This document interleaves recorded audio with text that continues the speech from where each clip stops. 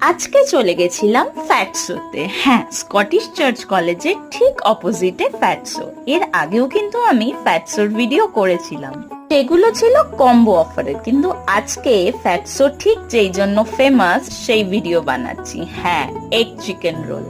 সব দোকানে যা যা দেয় এখানেও তাই দেয়, কিন্তু স্পেশাল যেটা সেটা হলো এইটা।